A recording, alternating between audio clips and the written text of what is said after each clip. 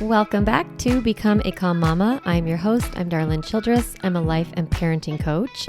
And on the podcast today, I'm going to talk about regret. I'm going to share with you some of my parenting regrets as I am thinking a little bit more about kind of what decisions I made when the boys were younger and where we are now. And sometimes when I talk about regret, people will say like, oh, it doesn't really matter, or don't spend time doing that. Why, that's not important. Or don't do that to yourself. Don't beat yourself up. And I'm going to offer to you today that regret is actually informative and instructive, and it doesn't need to be destructive. We can use regret to hurt us, or we can use regret to help us. And a lot of times we don't want to talk about the things that we have made a mistake around because we feel a lot of shame about them and we're embarrassed and we don't really know what to do with those regrets. And if you can process the feeling of regret and use that as fuel to either forgive yourself and grow deeper in compassion with yourself, or to take action steps and make changes towards new behaviors, then regret can be really useful and helpful. So I want to talk to you today about how to use regret in a way that is positive and is supportive of you. So that's going to be really helpful, especially this episode is coming out on December 26th, which, by the way, shout out, Mama Day holiday. So I hope you're taking advantage of your Mama Day holiday today. I think December 26th is my belief is that it should be a day of rest for moms. That's why I call it Mama Day holiday. And I always plan a day for myself for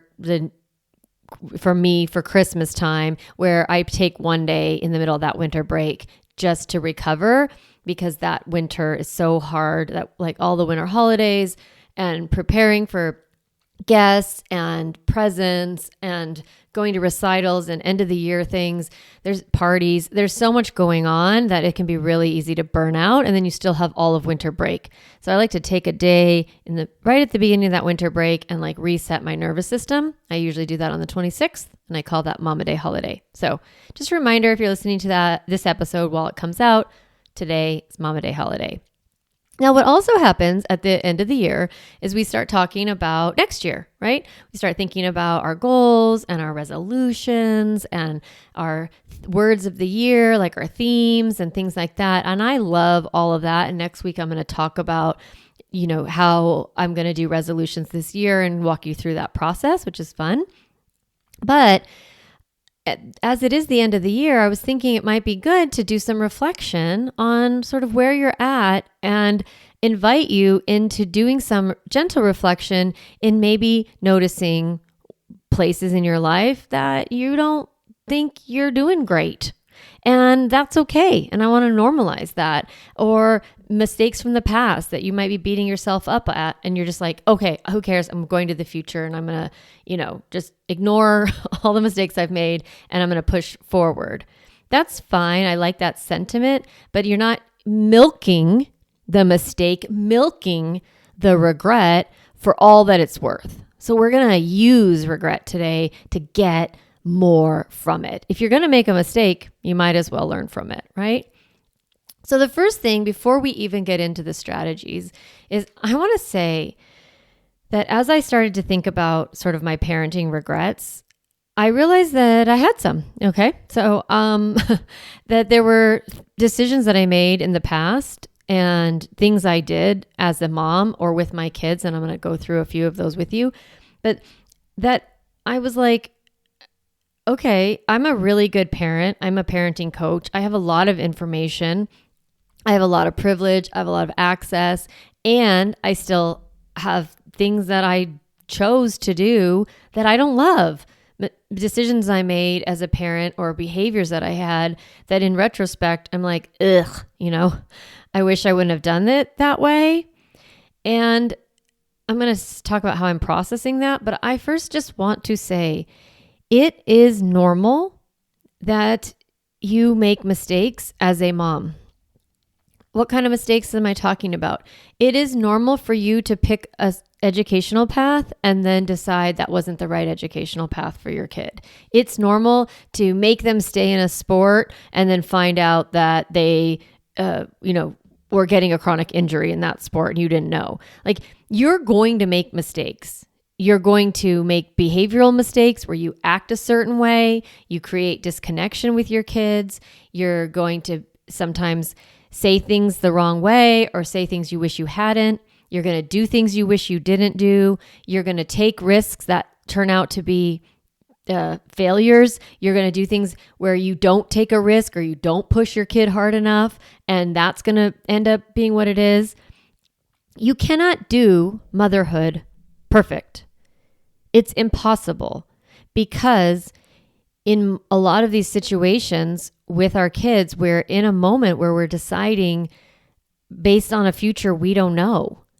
You don't know the future. You don't have a crystal ball. And so you make the best decision you can at the time that you have to make that decision. So sometimes you make decisions in the short term, like, should I give my kid this lollipop, or should I, whatever it is, you give in, because that helps you in the short term, and it maybe hurts your kid in the long term. Or sometimes you do things in the long term that are hard in the short term. So we always make these decisions with either whatever kind of capacity we have, whatever we're working on. Say my kid seems to be struggling socially, so I focus on their social development. And then at the same time, I'm not focused on their academic development. I'm choosing one thing over the other. I'm choosing, teaching a skill in the short term that maybe has a long-term effect. All that to say is that's going to happen. That's normal. You're not going to be able to do everything perfect. Nor do you want to, because part of what I'm talking about is when you make the mistake, you learn from that mistake and you grow and change. One of my parenting manifestos is that parenting is my opportunity for growth. So I want to use these experiences to learn about myself and learn about my kids and learn about the world and how it works and how my values are. And I'm defining my values in real time with my kids. And I'm going to sometimes be short-sighted or make mistakes. So I just want you to know that that's normal. It's going to happen. You're going to get to the end of the line and be like, wow, I should have done better at sleep training. Or one thing this is a simple one that I'm not even going to talk about, but I didn't focus on having my kids make their beds. I would create a boundary around it, create a limit, create a routine. But for whatever reason, which I do understand the reasons, I wasn't able to completely commit to my value around having their beds made. And now to this day, they don't make their beds. Okay. And I regret it.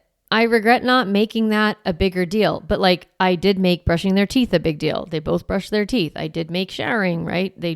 I also made keeping their room clean a priority, and their rooms are clean now. They both keep their room really clean, even in college, but they don't make their bed. Isn't that funny? And so I kind of was like, oh man, that was a missed opportunity. I didn't take action. I didn't do it. But then when I think about it, I was really overwhelmed in the mornings, and I really did not have bandwidth to manage that bit. And so I would okay, this is the year I'm going to make them make their bed. And I would commit. And then 3 weeks later, I would give up on it. And I can forgive myself for that. I can just be like, well, I guess I didn't have it in me, right? So there's going to be things that you don't focus on, that you don't commit to, that you don't have capacity for, and then later you might regret that. So what do we do to make those regrets be helpful or prevent those regrets from hurting us? Because I could sit here with 2 kids, 18 and 20, both, now out of the house, and spend a lot of time thinking, oh, coulda, woulda, shoulda, and beat myself up and have a lot of guilt and shame. But I don't want to live with that guilt and shame. I have no reason to spend time thinking I'm a bad person or I'm a bad mom or that I've messed up. And on the flip side, nor do I have to think I did everything perfectly and I'm not a problem and there's no mistakes here. Because that's not honest. And if my children ever need to come to me to talk about an experience that they had from me, I want to be open and not be defensive. I don't want to have their feedback push me into shame and into a spiral and feel terrible. Like, oh my God, I failed my kids. That's not true. I know what is true, and I know it's not true. I'm willing to take a look and be honest. If I'm being honest and I'm loving myself through that honesty, and I'm using my mistakes to serve me instead of to hurt me, then when I get feedback as my young adults become more aware of their own childhood, that they are giving me feedback, I'm able to receive it without it crushing me. I want to be ready to make amends if I have to apologize, to make things right, to undo something that if I've done something. So I need to be willing to take a look at my own behavior so that when my kids come to talk to me about their experience of me, then I'm ready for that. That has actually already happened with both of my kids, kind of reflecting on just simple things. Like, I don't want to go too far into it, but one of my kids said that I don't want to scare you, okay? But he said not having a phone in middle school did delay him a little bit socially because everybody was communicating in their messaging and stuff like that, connecting online. And he didn't have the ability to do that. Same thing happened. I didn't let him play video games. They were connecting in video games and he wasn't. Now we push out 10, 12 years outside of that, and he's socially fine. All of those, he doesn't have any social issues. He caught up just fine. And he says, I'm better for it because I know how to entertain and occupy myself without devices. I know how to connect with people without using technology. So he's better for it, but at the time it was painful for him. And he would like to reflect on that and share that with me. I don't think that's a regret I have for me, but it is something that I want to be open and able to hear. Now, one of the regrets that I do have is around something that one of my kids brought to me. So I'm going to get into that now. But normalizing that you're going to make mistakes and then being willing to take a look at them is a very, very important practice. All right. So now what do we do with some of our regrets? So there's kind of like, I'm going to give you 5 options of ways to kind of handle regret. The first is undo it. The second is at least it, like at least we still got to go to the ball game, right? At least, right? To like reframe it with at least.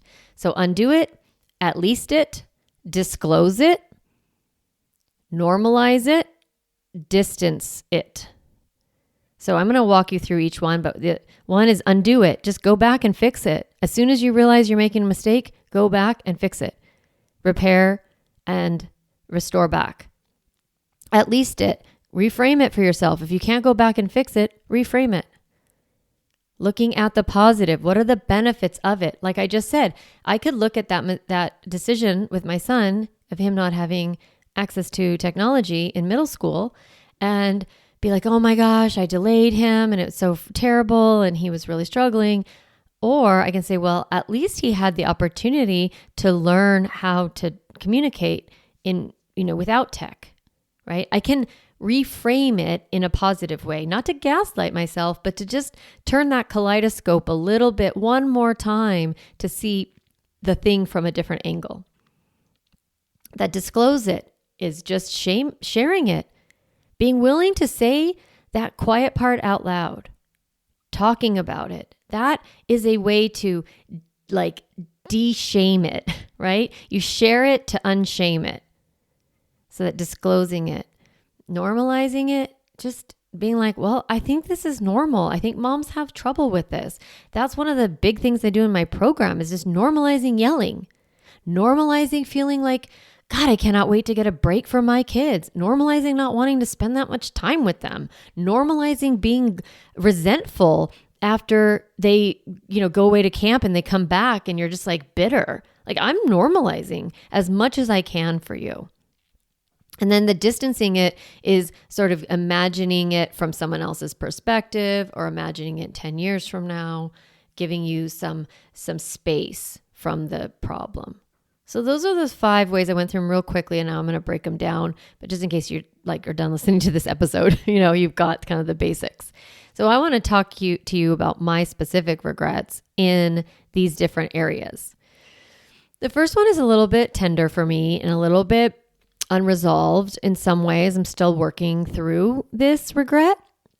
But around 2020, so in the middle of the lockdown and the pandemic, I started to realize that I had been triangulating myself between my younger son and my husband. I had created a dynamic where they both talked to me about each other, but they weren't really talking to each other.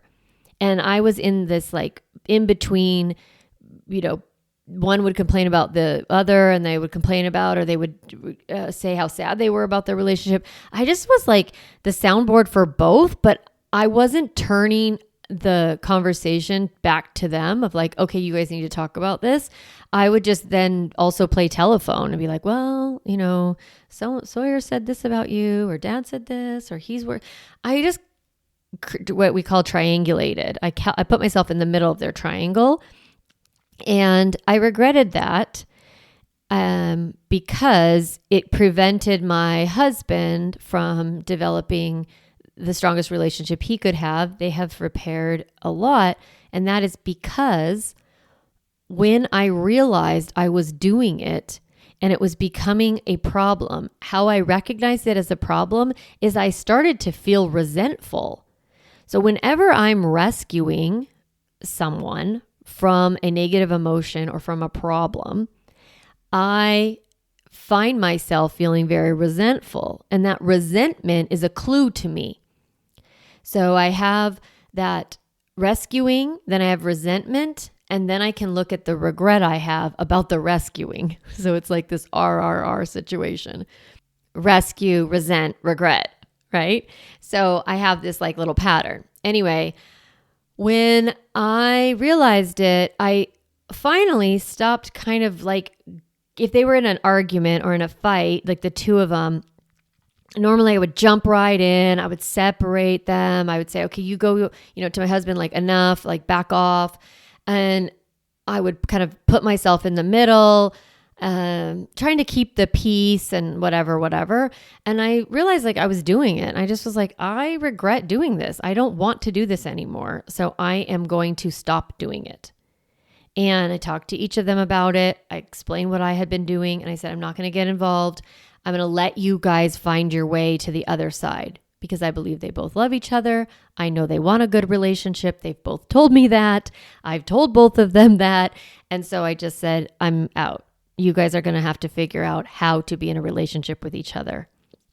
I'm really glad I did that because even though it has been sometimes tumultuous and sometimes, things have been said that make me uncomfortable that I wouldn't want, and, parenting decisions that I'm not comfortable with, not in any way abusive or hurtful, but just kind of a little harsher or something than I would do.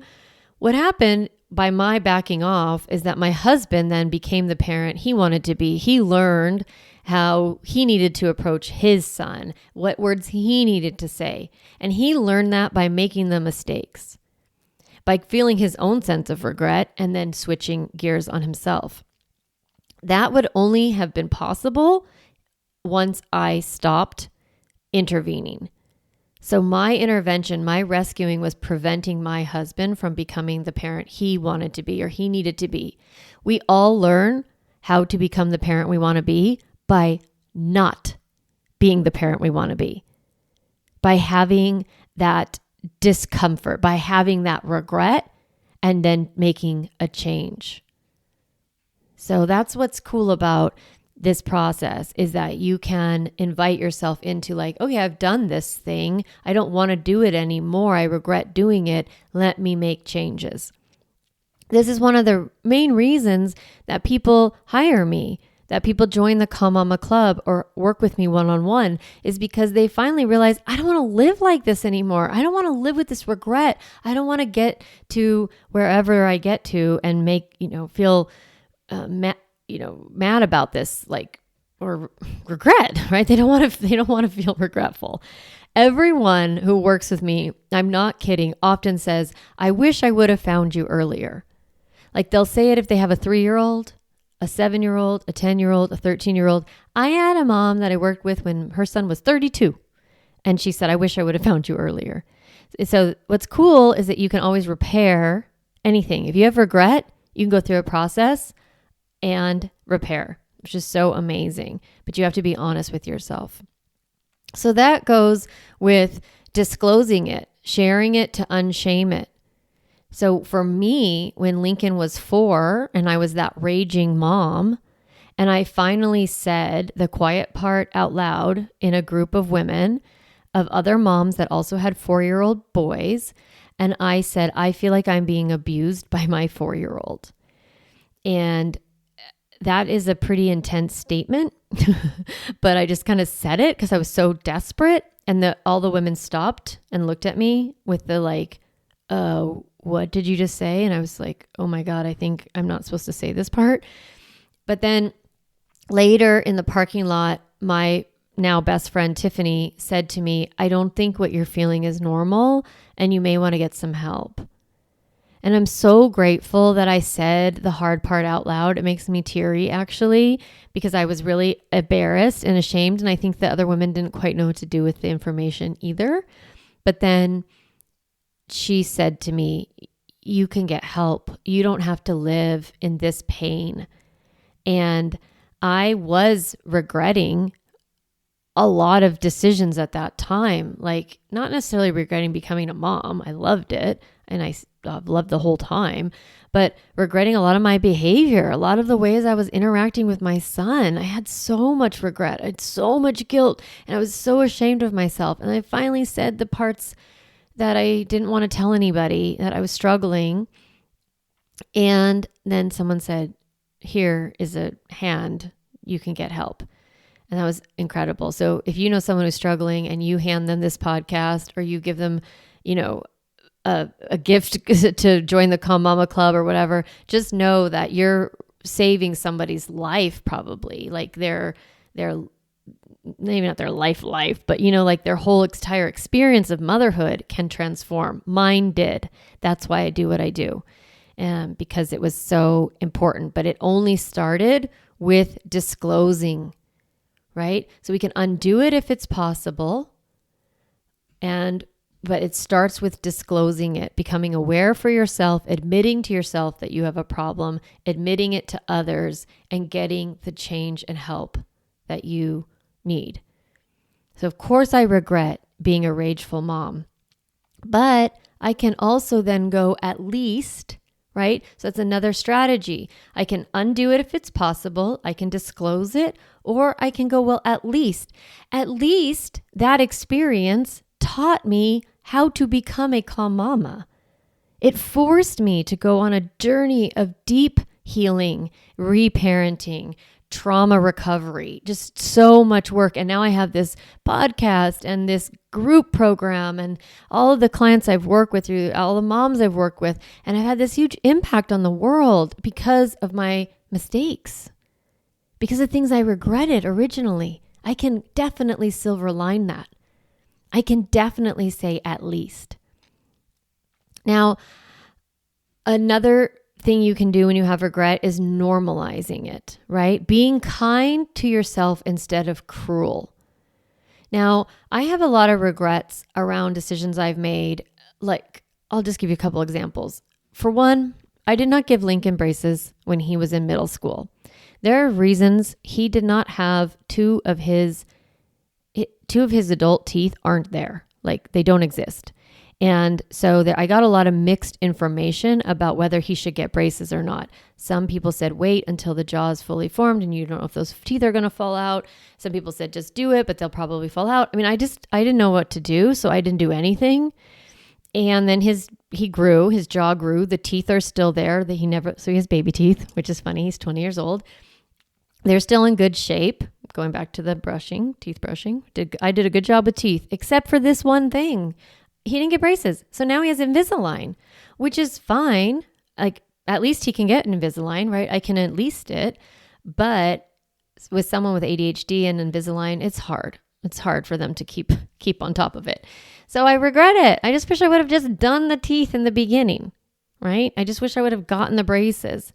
But then when I look back and I think, well, I didn't have enough information. I got bad information. I made the best decision I could. And it's normal to not know what to do as a mom. You are not a dentist. You are not an expert in how to teach a kid to read, how, what chores they should be doing, or, how to handle money, or like all the topics we talk about on this podcast. How do you set a boundary? How do you get your kids to listen without yelling? When should they get their vaccines? Like, should they do it all at once or like delayed? Like, there's so much information out there, and there's so much conflicting information that it can be really hard to know who to trust and who to listen to. And then you have to trust your instinct and your intuition. You're like, okay, I'll do the best I can, and you may make mistakes. So normalizing, yep, I didn't give my kid braces. Same thing with ADHD medicine. I regret not giving Lincoln ADHD medicine in middle school. I am not saying that if you have a kid with ADHD that you will regret not doing it. I am not saying that. Do not hear that. What I'm saying is when I look back, I think, that would have helped him. But at the time, I need to be kind with the past Darlene. The Darlene who had a 13-year-old, the Darlene who had a 12-year-old, and she didn't know what was right.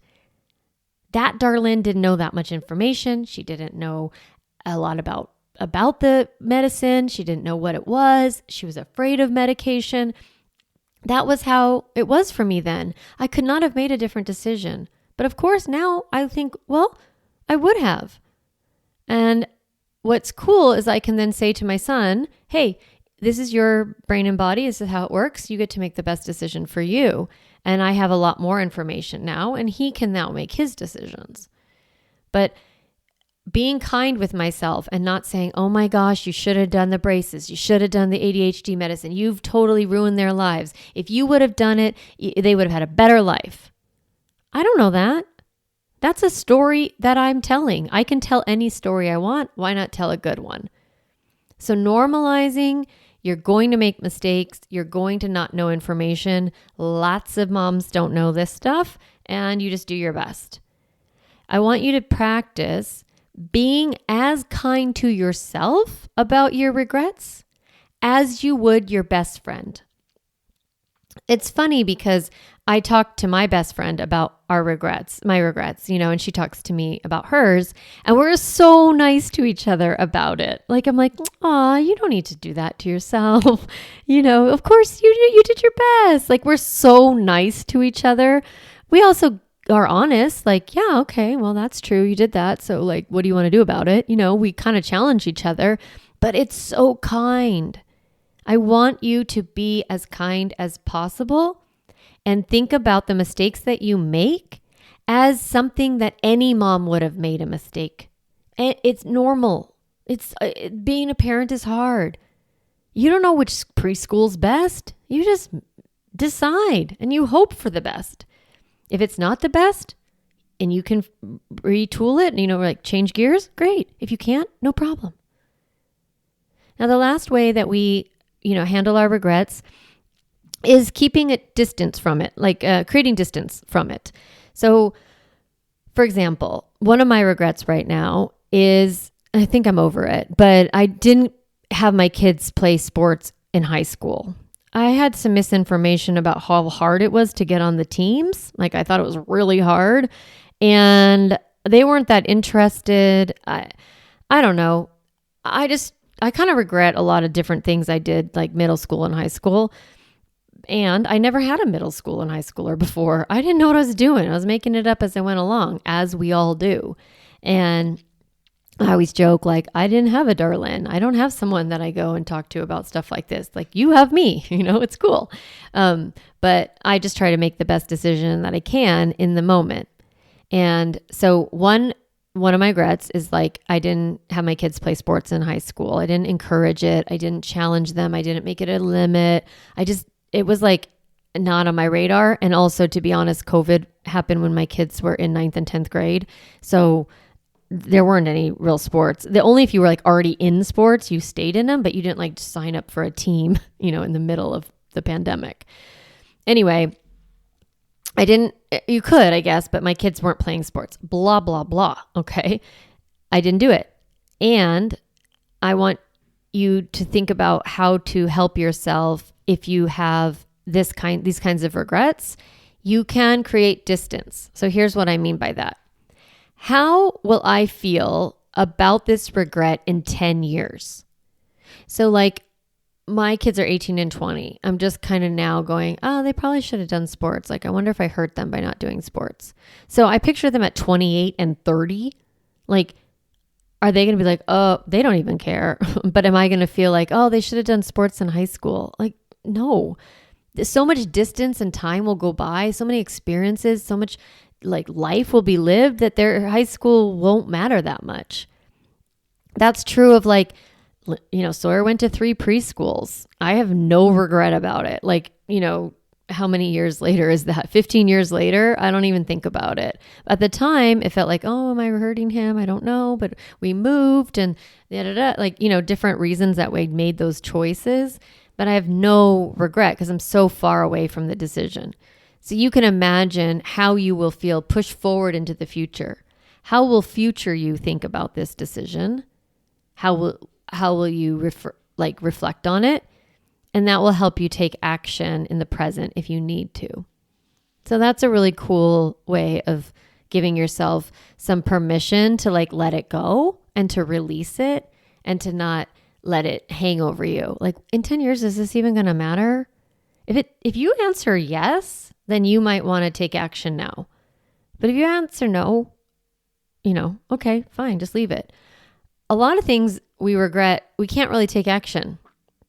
So that's why it's going back and talking about it, normalizing it, being kind to yourself, talking about it, apologizing for it if necessary, and then reframing it. Like, what are the benefits of the mistake? Because there's pretty much always a benefit to any time we make a mistake. You can always look for that silver lining. And that can be really useful to release the guilt, release the shame. That's what we're looking for here. How do I let it go and love myself deeper? How do I make things right when I can? And how do I let the rest go? How do I use my past mistakes to inform how I want to move forward in the future? What actions do I want to take now to avoid this regret again and again? How do I get out of this cycle?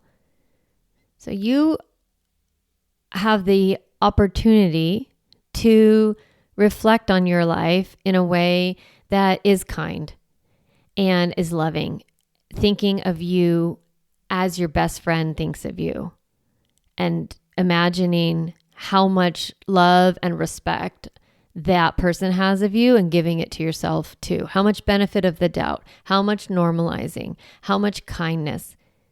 That is your job for yourself, especially on this Mama Day holiday, especially during this particular winter break, especially as you reflect and start thinking about next year. I don't want you to come to your resolutions from a place of shame and guilt and pain. I want you to go to your resolutions and your goals for next year from a place of hope and love and kindness towards yourself. Okay. I wanted to give you this book that helped me kind of find some of the language that I shared with you today, and it's called The Power of Regret by Daniel Pink. And I really enjoyed the book, and he gives you kind of some strategies and some journal prompts and things like that can help you understand the psychology of regret and how to use it for you instead of against you. So, great book recommendation. I am wishing you a great winter break. If you are struggling with your winter break time and you have some regrets about how things are going with your family, of course, always reach out to me at calmmamacoaching.com. You can book a complimentary parenting consultation with me, and I'll get into it with you. We can figure out where you're making the mistakes and what you can do to change the trajectory of your whole life. It's so cool. So be kind to yourself, and I will talk to you next time. Hey mama, if you enjoyed this podcast episode, I want to encourage you to do two things. The first is go to my website, calmmamacoaching.com, and get a copy of the Stop Yelling cheat sheet. You'll get a step-by-step breakdown of the most important tool I teach, which is the pause break. And you'll also get 40 ideas to reset your body and balance your nervous system so you don't have to yell at your kids. You can get a copy of that, again, at my website, calmmamacoaching.com/stop yelling. The other thing I'd love for you to do is go to Apple Podcasts and rate and review this podcast so that other moms can discover empowering and helpful, practical parenting strategies, just like you did today. Thanks so much for listening to the podcast. It means a lot to be in your ear every week and to support you on your parenting journey.